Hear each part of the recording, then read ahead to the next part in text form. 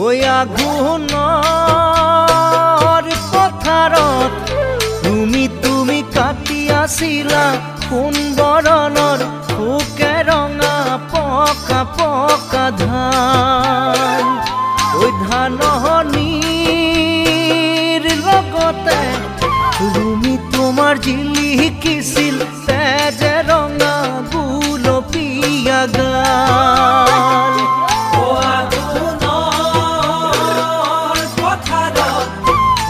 তুমি কাটি আছিলা সোণ বৰণৰ শুকে ৰঙা পকা পকা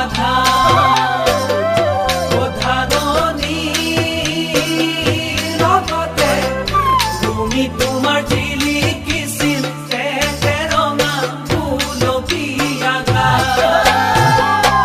কান্ধতে